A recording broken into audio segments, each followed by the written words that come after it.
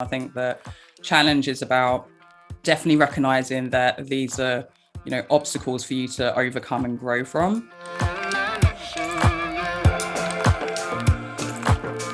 Hello and welcome to Becoming the Influential Me. I'm Michelle Chikanda and I'm really happy to be with you. But I'm also a little bit sad because today is the last part of our Choose to Challenge, or becoming the best version of ourselves, if you like, series. This series has seen us, me interviewing Nikki, Bumi, and now we are on the last person. The last person is Claudene.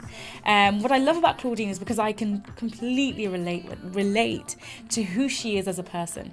Claudene is the change agent. That person that will go in and fix everything, the driver, that person that's so motivated that no matter what. But even then, she's experienced some challenges. She's experienced setbacks and didn't really understand how to navigate those challenges. I'm going to let her speak for herself.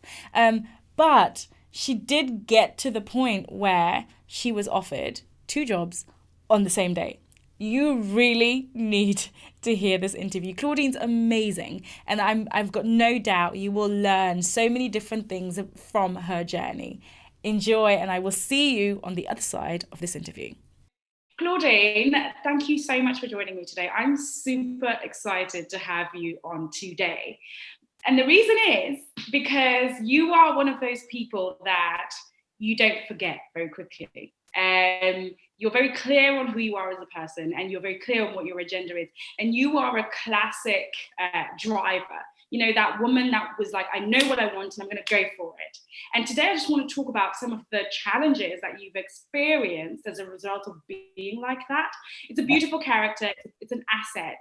But we want to talk a little bit more about how that hindered you, how that helped you, and exploring this idea of how we as people, as women of color, challenge and how we can temper that to get the actual results that we want. We're going to talk about a few things, including the moment you realized that you had to leave your old job, even though you'd done so well and proven yourself. So we're going to talk through a lot of all of those other things. But my first question to you is, I guess, who is Claudene? And tell us a little bit about you. I hate that question every single time. Who am I? Well, I would just say that, like everyone, I am just someone who's trying to really, not really survive, but actually strive in life. I'd say that I'm a very ambitious and probably self-determined person. Family, friends who I kind of particularly like, who I see as close friends, I kind of see as family. So people are very important to me. And relationships is probably the thing that I love to build and maintain.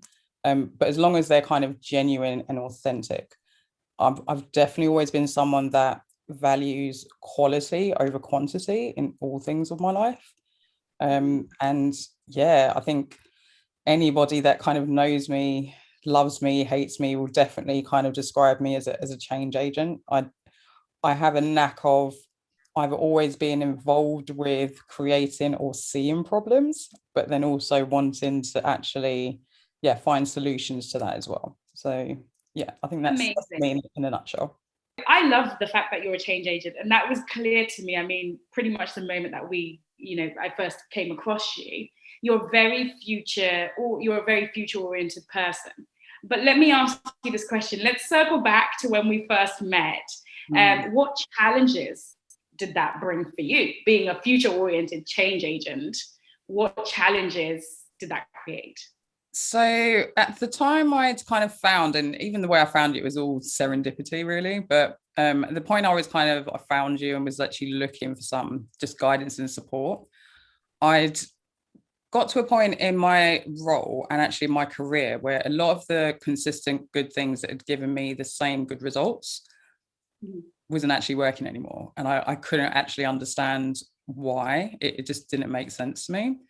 And and I think as well, when I was actually seeking for just advice or reasons or a different perspective or, understanding on what was going on, it was really hard to actually find people to I just understand what I was actually even looking for, because sometimes it's really hard for people to look at me and especially when I'm asking for help, kind of take that seriously. It's a really Yeah. frustrating thing for me. So I think that there was that aspect. Yeah, because you always come across as somebody who's competent, who knows what they're doing. So when you need help, so suddenly people are like, she needs help. It's wrong. Yeah, exactly. But I'm just like everyone else. Like, I obviously will lean and do things that I'm the most comfortable with. But and just like the topic of today with challenge, you can't grow and actually improve unless you learn, and you do that through learning, through experience, through other people. So that was one point. And the second thing is, again, just going back to my ambitions and self-determination. I'd kind of had a really quick trajectory in terms of I'd say success in my last role. And I wasn't actually done there, to be fair. And I still had, for me, I was still at the bottom of the mountain, where a lot of people probably thought I was already close to the peak. And I think that disconnect as well also didn't sit quite right with me. I knew that something or myself had to change, probably in the near future. So it was those two main things that really made me seek out help. And then when I found you, made me actually think, I think that you've actually got what I need to help me take me to that next step. Yeah, I mean, aside from that though, I mean, how did you, just because there are going to be other people that are at home that are listening, what was the feeling when you were just like, I'm at the bottom, everybody thinks I'm at the top, I'm not quite getting that connect between where I am and where I want to be. What was that feeling like? What was that place like? And how long were you there? Maybe you were there for 2 days, maybe you were there for 2 years. How long were you there and what was it like? Frustration is the only way I can really describe it. It was unsettling, feeling, frustrated. And then when I do feel, and restless is probably the other adjective, actually, just really restless. I love that. I can't really, there's no kind of real other adjectives other than I just didn't know. I knew I wanted to move and do things, but I wasn't quite sure where that energy or what I should do. So that energy was kind of dissipating in some random different areas as well. So even that in myself, I just knew, okay, something needs to change. And what I thought was really interesting about your story is a lot of the time you were looking for that change from outside, right? That's when you hit the roadblock, because you were like, somebody do this. But why? Because it makes sense, because it's the right thing to do. And you were looking at it from an external place, like, people, you need to move things. And then what happened? What actually created the shift for you? It was a blessing in disguise, to be honest. So I had one of the regular kind of touch points with my line manager at the time. And, being me, was obviously quite kind of open in terms of where I thought I was today, where I wanted to get to in the, near future, and what the long-term plans were. And I think by the end of the conversation, it was kind of apparent that we had different ideas on where my role would actually be evolving to. So at that point, I think after that conversation, it's really weird. Like I had just like such a drop in energy. I felt kind of not really lost, but just like I felt like a lot of the time and energy that I'd kind of put into, that role, into that time, was, almost dissipating into nothing. Like I felt that's the only kind of descriptive where I can kind of say that. But it was a kind of feeling. Like, I've been there before, where you look back and you feel like, I've given this everything, and I've got nothing to show for it. That's not true, but that's how you feel in that moment. Well, like I said, I felt like where most people kind of, again, probably thought I was at the, close to the peak of a particular mountain, I didn't see it like that. I really saw myself as still at the beginning of that whole journey. And I think at that point, I had to take a look at myself, actually, because I was given some honest feedback where, again, some of the things I was actually looking for, just prior to that conversation, I wasn't getting, and then I got it. And some of that was hard to hear, like, honestly. But again, it was a blessing, because I took that feedback. I actually had to really kind of step back and actually look at the situation. And then the only real thing that could actually get me out of that were all had to do with me. It was, I had to change, and I had to actually, if I wanted something else that I wasn't actually getting where I am, I need to go out and look for what I'm actually looking for, and go get that. So as soon as I kind of, and the weird thing is that I kind of had that whole discussion with my line manager at the same time. And then as soon as I kind of came to that conclusion, the relief that, like, physically, I just felt this relief and a kind of weight just released. And I was like, okay, I think that's a bit of a eureka moment. Yeah. And then from there, I just went straight back into my normal driver mode, where it's just like, right, I've got my goal. I know I need to work out, this is where I am now, this is where I need to get to, what are the steps, what are the resources I can pull in, and then I just put all my energy into that. Amazing. I remember that moment when you jumped on a call. I can't remember what the call was. I think it was about speaking or confidence. I'm not sure. One of those calls. It was confidence, ironically. And you were just like, oh, I've just had the worst thing that could happen in my life. My life is over. He said that. Oh gosh, it's all so bad. Yeah. And I remember I said to you, Claudene, that's the best thing that could ever happen. He's basically giving you a gift. What happens to a lot of us sometimes is line managers can keep us in a role that's too small for us for a long time, and we think that it's okay and we keep going. But actually, when a person says, I'm happy with you where you are and you can stay here for as long as you like, sometimes that's the best thing, because then you realize this person doesn't have a bigger vision for me, so I've got to create my own bigger vision for myself. And so I remember saying to you, Claudene, this is the best news, and you probably thought, what is she on? I was confused. I was like, huh? I'm not seeing it yet, Michelle. I'm not seeing it yet. But like I said, I think it took, and I don't know about other kind of drivers, but I think one of the things I do like about my personality is that I'm not really down for long. The time I'm kind of down is actually when I've gone more into my head, when I'm actually overthinking everything. But that's so I can actually, again, get to an actual solution where I can be like, okay, so what's my next step? So yeah, I wasn't really down for long. And I think as soon as I kind of had that new goal, a new direction, yeah, I was back to my normal self. It was just, yeah. Amazing. I want to talk about something before we start talking about where you are now and how glorious it is. I want to talk about one fundamental piece about challenge. You said that, you started realizing that in order for you to create change, you had to challenge yourself, not other people, but yourself. Let's talk about our very first conversation, Claudene. I don't know if you remember. You're laughing because you remember. Yes. I remember just coming across you and thinking, wow, this woman is incredible. But there was a really big but.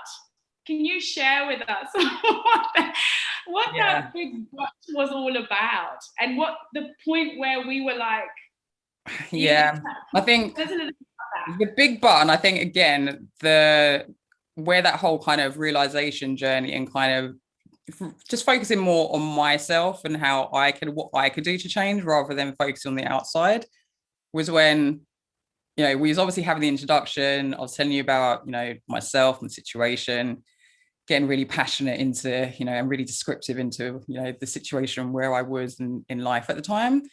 And I think that you were really patient and started listening. And even though when I asked the kind of question, where am I going wrong? Like, why am I not actually getting the outcome that I want? And I think it was just the simple phrase. Well, it was two simple phrases where it was just like, Claudene, you don't always have to be right. And I was like, at first I was kind of taken aback, because my instant kind of emotional reaction was just like, what are you talking about, woman? What do you mean I'm not right? Like, I'm very kind of usually thoughtful and calculated when kind of working out what I'm looking at or speaking or saying. So that was my instant reaction. But then again, with just some quick reflection, I was like, actually, even though I'm right, or even if I'm not right, sometimes the outcome, it doesn't really matter, like whether I'm right or not. That actually wasn't the kind of main focus. It was, I really at that time was trying to cultivate certain relationships to actually, achieve a particular strategic goal for where I was at the time. And I couldn't do that without actually having buy-in from different departments. And even though I'd felt, wrongly or rightly, that because I'd had the experience and I'd seen this type of thing that they were trying to achieve before, and I knew exactly how it should be done. A lot of people they hadn't had that experience, they hadn't seen that. And I think that I hadn't actually really realized and appreciated and actually adjusted my communication or helping them along that journey, instead of actually thinking from my, I already know it, so just follow my direction. It's that kind of attitude. Yeah. So yeah, so I think that was the first time where I really saw it for myself. So I'm sure I've got lots of friends and colleagues that's just like, seriously, woman, only now you're seeing that. But yeah, I think that was another kind of really, okay, light bulb moment. I kind of get it. Yeah, and I think that for me was the moment that a lot of things changed, even in how you approach a lot of things, because it was really like, I know I'm right, but being right, as you said, doesn't matter. It's about whether, other people are willing to follow you. That has more currency in your life and in terms of reaching your goals. And I think sometimes it's so easy. We all do it. Some of us do it more than others, but sometimes it's just like, but it's obvious. How can you not see? Why would you do that? But sometimes it's okay to just step back, let people make mistakes, and value the relationship more than, whether or not something is right or wrong. And from there, we were able to move on. And it also became relevant when you left this last role, because you had to realize that they were stupid, as we know, to let you go, because you were the best person to do that job and so much more. But for a moment, you stopped and you said, instead of it being about whether or not I'm worthy or worthwhile or what they think of me or what they don't, you said, in terms of my goal, it doesn't matter. My goal is to get this and this and this, so I have to move on. Yeah. And I think so many times we have such a, we just want to be appreciated for what we bring to the table. Mm-hmm. And sometimes that leads to us holding on for a lot longer. Yeah. Had you been otherwise minded, you probably would have said, I'm going to stay until they see how valuable I am. That's exactly my attitude before. That would exactly be, I'm going to prove them wrong. Watch. Yeah, that would have been my attitude. But yeah, I didn't need to really, because when I looked at the bigger picture, that's not really where that wasn't the most effective use of my energy and time. So exactly. And sometimes I think we get so wedded to our worth and our proof, we actually forget our goals and start doing things that are sabotaging who we are and our success. So I really think that you've come such a long way in that respect. But not only that, but a lot of people can learn from that. Sometimes being right doesn't pay is my biggest being okay with how it is, right or wrong, does sometimes. Okay, cool. So tell us a little bit about your journey now. Where are you? What are you up to? What's happening? Yeah, so I've taken an exciting, similar but different role for a MarTech company, which again is slightly outside my comfort zone. But in terms of what they would like me to deliver, it's very similar to what I've been doing in my past roles. So it's got a nice kind of mix of familiar and unfamiliar, which I liked. So it's a challenge. Yeah. Yeah, absolutely. But I think the two things that really sold me on wanting to join this company was their leadership. Very experienced, but very personable as well. And I really got to actually experience that throughout the whole interview process, which obviously during these unique times and everything being virtual is interesting enough as it is. But yeah, it was still, like I said, a really kind of informative, pleasant, transparent, and really kind of genuine kind of experience. So yeah, I really appreciated that. And the second thing I'd say is the company culture. So the branding that you see from them is amazing, but when I actually got to speak with the people from different branches and different departments, again, this was all during the kind of interview process, there was definitely a kind of a common thread of collaboration, openness, and unity. And it was a very kind of fresh, they had a really good mix of fresh but experienced people as well. And yeah, all of those things excited me. Amazing. So it's now a better fit for you. Like the company that you're at now is a better fit. Let's rewind a little bit, Claudene, because let's talk about the moment you made that decision from the last job to say, okay, no, done here, to what happened just before you accepted a role.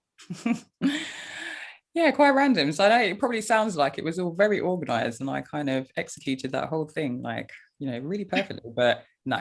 So it was literally that I'd made that decision after having that conversation with my line manager at the time.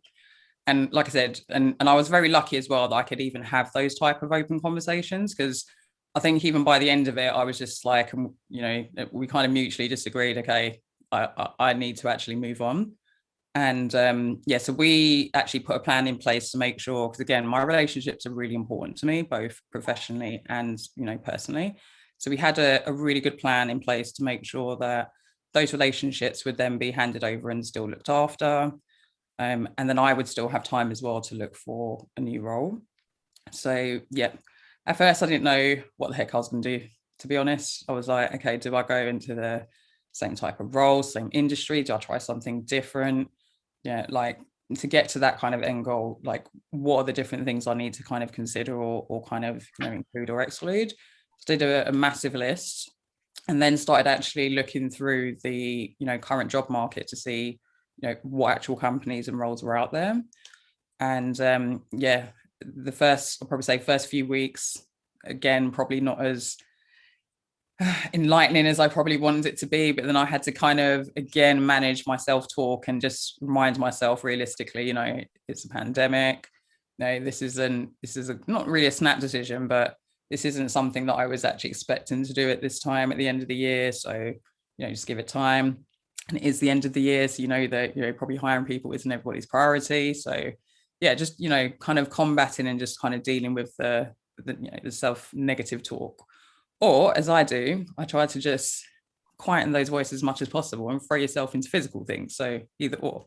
But once I had that done, and I just got into a really good routine of, looking for new jobs, checking out kind of new companies.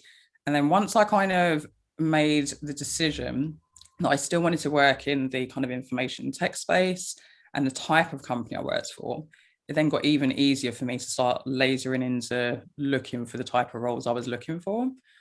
And then I think there was 3 serious companies where I was just like, okay, I really like the look of these companies. Senior management's good. I think I can do these roles. Applied for all 3 of those roles and got actually interest back from all 3. 2 of which actually took me through their process really quickly. So I had meetings with the senior team and then with the kind of, should we say, the local teams. And yeah, within a 2-week, I think it was a 2-week time frame, I was offered 2 jobs on the same day. And I was like, what? I couldn't believe it. Like I was so shocked, even though I'd obviously put the time in. Yeah, I'd never even envisioned that. On the same day. Yeah. So I had to basically choose which of those offers I was going to take. And it was like, yeah, it was an amazing, horrible problem to have. Absolutely. But now don't you look back at that time when you were thinking this is the worst thing that could ever happen to me, with you being told that, there's a ceiling, now don't you look back and think, oh, thank you. Thank you for creating that ceiling for me. No, absolutely. Because I think without that push, I wouldn't have had the confidence to go into the market, especially at this time, that everything going on, to even then had that laser focus to actually start looking at, okay, so actually what type of company do I actually want to work and represent? And what is the right fit for my skill set? And what's the right fit? Exactly, vice versa. So yeah, I think without that, I would never have gone through that process now. And yeah, I'm really, really happy that I did. Amazing. I mean, that's such a beautiful story, because it's kind of like, it's really ironic that you challenge, and then rather than more doors opening for you, the door just suddenly slams in your face. And you suddenly think, well, why? What's going on with me? I'm going to show them. I'm going to fix it. And then you're like, no. Not doing that. I don't always have to be right. I'm going to make peace with the situation and find something that is right. Exactly. Because I think sometimes we're always so trying to climb up, but sometimes it genuinely is just better to find your next stair in a different environment. That's a better fit for you. It's not always the case, but sometimes it is. And you got a sign from the universe that was the right thing, because you got 2 job offers on the same day. I know. And you started searching at the end of the year when nobody hires, and you got a job offer at the beginning of the year during a pandemic. I know. It was like, wow. So yeah. So I'm definitely moving forward with that kind of same vigor and mindfulness, I'd say. Mm-hmm. And yeah, I'm just really optimistic and looking forward to the new experience in my new role and new company. Amazing. So let me ask you the question. When you think of the word challenge now, what do you think? Bearing in mind that most people would say, I need to challenge more. When you think of the word challenge, what do you think? I'd say that challenge is definitely an opportunity for growth, but and I think we discussed this before, that for me, I've always loved martial arts and physical kind of activities. And, growing up, and during that training, we've always been taught that you don't get stronger unless you actually go through those hard times and you actually start sparring with those, more powerful, more skillful, opponents, and you actually overcome those. And to overcome those, you have to, this is like the Nike maxim, but you need to just do it.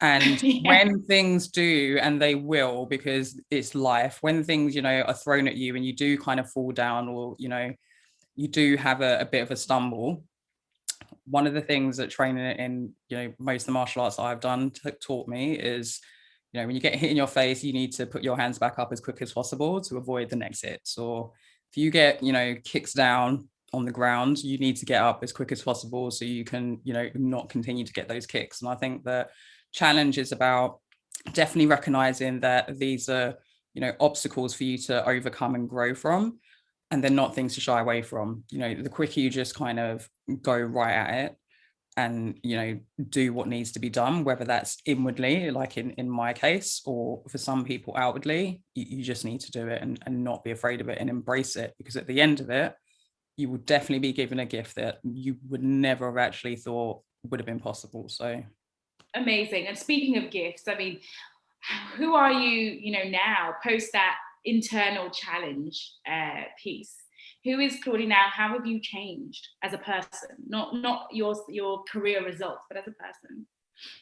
So I think I'm definitely more conscious of how my personality and my approach impacts environments, colleagues, and people. I think that's been the most important thing, because I honestly could not really see why or how I had such a, negative or positive influence in, some situations over others.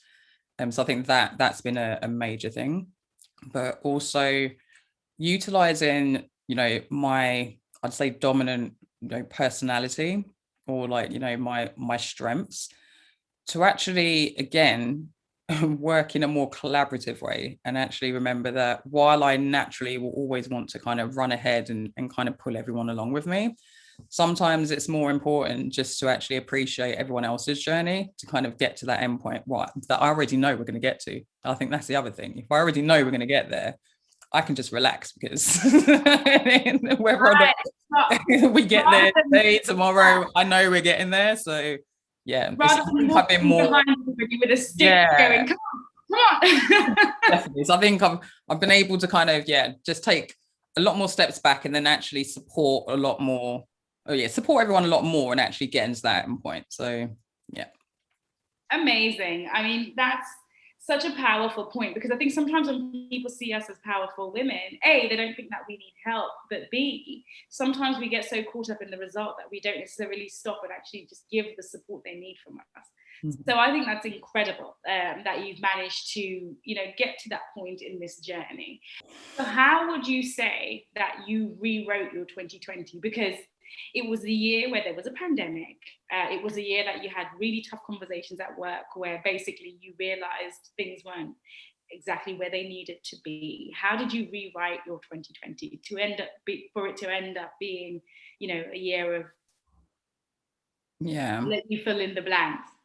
So I think it was definitely another journey. I think for me, like everyone, it started probably with a lot of anxiety, shock, uncertainty, probably even a bit of resentment and anger in some form or another, to be, I'm just being quite honest. You're being honest, because we all felt it.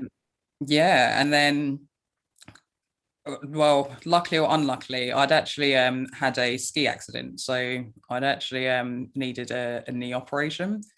So because of the pandemic, that had been postponed. So I was very restricted in, physically as well as, socially, like everyone else. So I was kind of forced really into a process of just rest and recovery.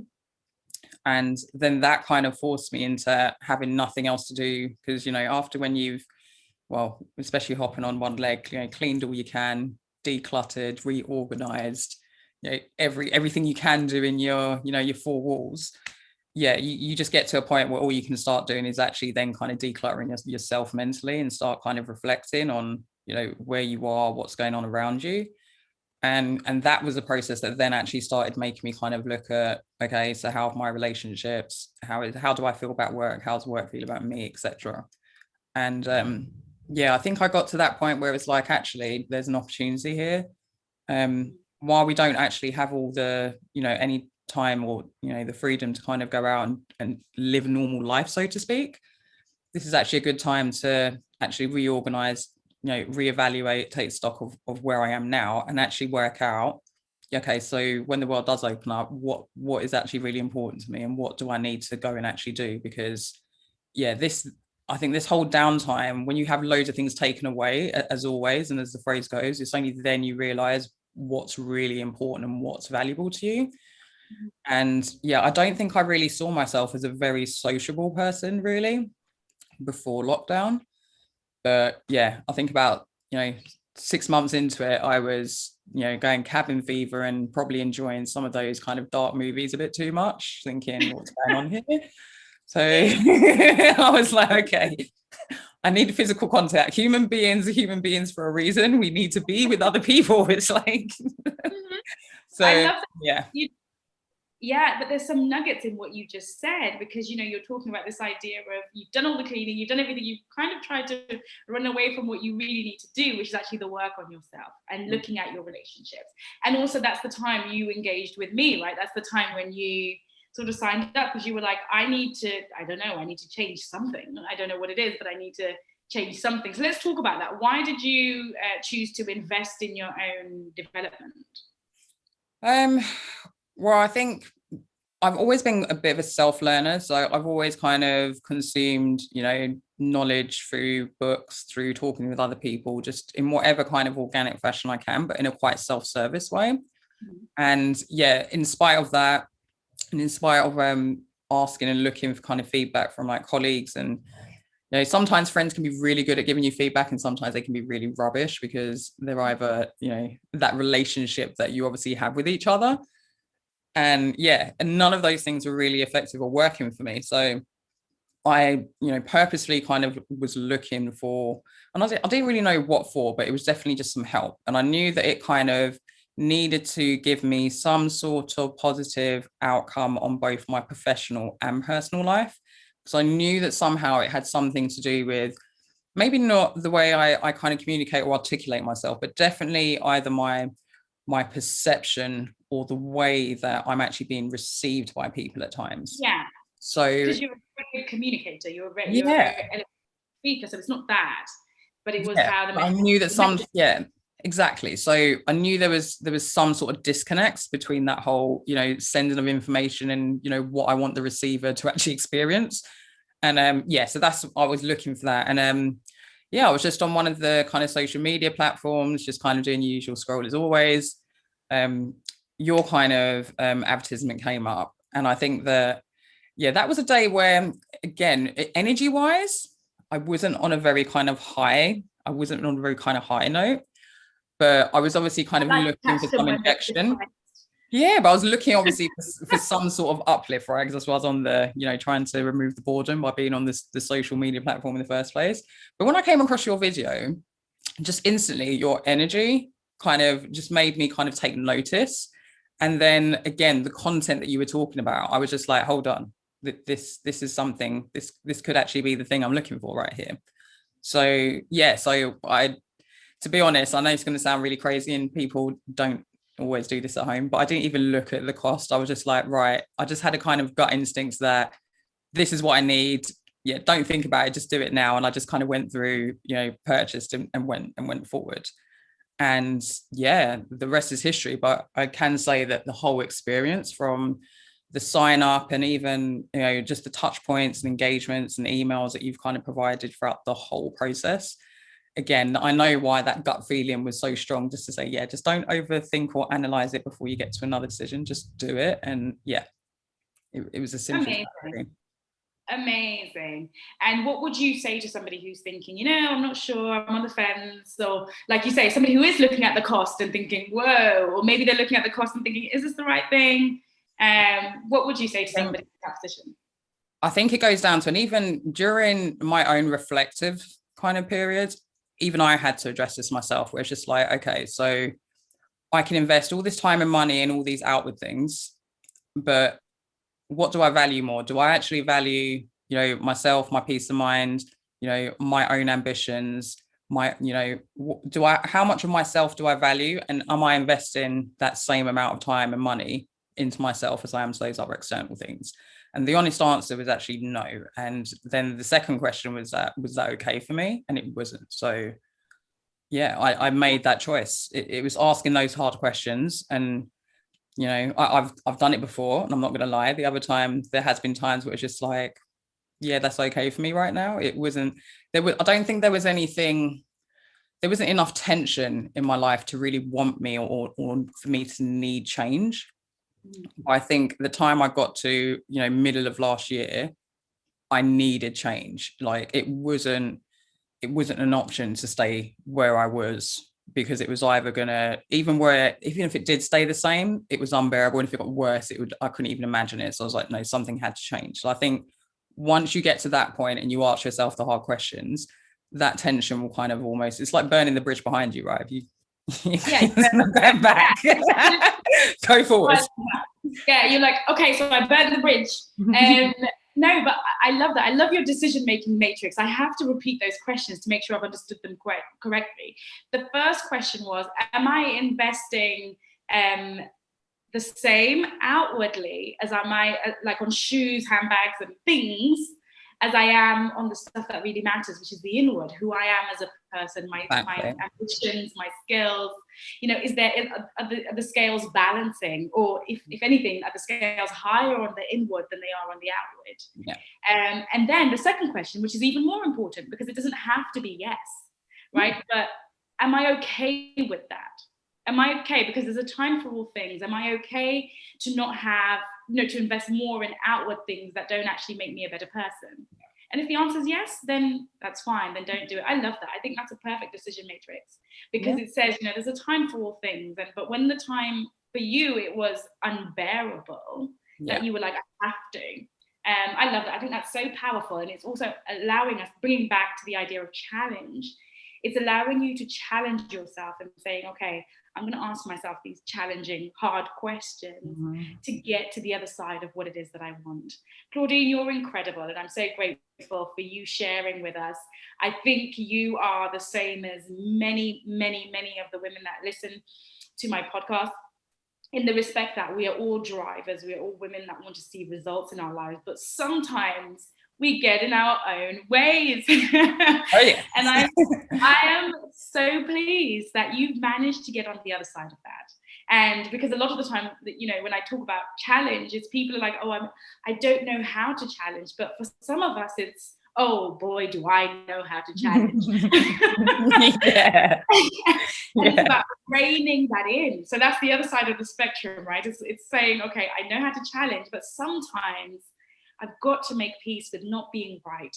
I've got to value relationships more than my own opinion, more than common sense, more than, intelligence and all of these other things, and saying, you know what, the relationships I cultivate as a result of this are far more valuable than me just being correct. And me making people feel really terrible being around me. And as a result of that, people not wanting to help me when I feel like I need help. So it's about creating that balance. And I think you've done an excellent job of that. And now with your 2 job offers and you accepted one job, and it sounds like they're a great fit. I love your enthusiasm, and you seem super happy, and I know there's big things around the corner. But thank you so much for sharing. And what is the tell us, because I know you're a little bit nuts like me. So what's on the horizon? What's the next big thing?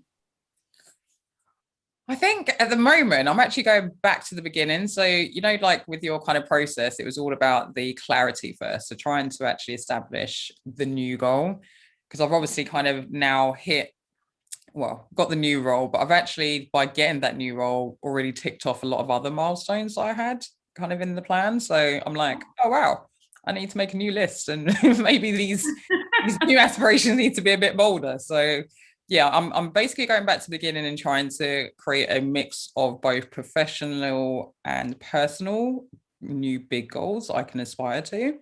But at the moment, I'm just kind of enjoying being like here now. I really like just being at the beginning, new company, new job, all the optimism, sun shining, birds are singing. Yeah, all the dreams that, everything that's coming together for you. Yeah, so I'm just enjoying just that space at the moment. So I'm enjoying that space and then using that energy to kind of create my next kind of big goals for the future. So I love that. We're drivers. Here's me, a fellow driver, saying to you, okay, so what's next big goal? You hit this one, what's next? But actually the fact that you have some space and you can say, you know what, I just feel so good about where I am right now. I'm not going to rush this feeling. I'm not going to rush this feeling. The big goals, we're going to drive towards them. It's inevitable. It's going to happen. We're going to crush them. But for now, I'm actually just going to enjoy this feeling for where I am. And I don't think we do that enough sometimes. I definitely don't. It's only when it's gone where I was like, why didn't I enjoy it more?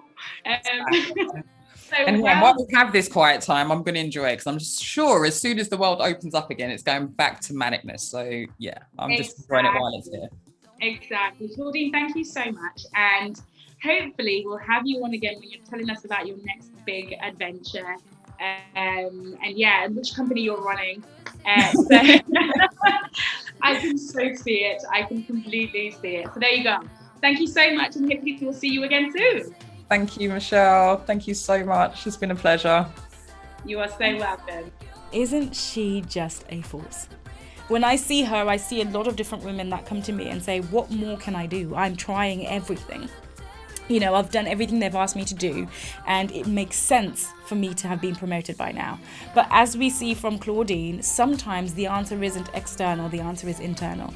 And I hope that you got as much from that as I did, just speaking to her. If you have any questions or any thoughts, please do email me, michelle@theinfluentialme.com. If you're not a part of my training, go ahead and check it out, because it will be coming down at the latter part of next week. I'm really, really, really grateful for you listening. And if you have questions, reach out to me. If you're watching this on YouTube, please make sure you subscribe. And I will see you next week.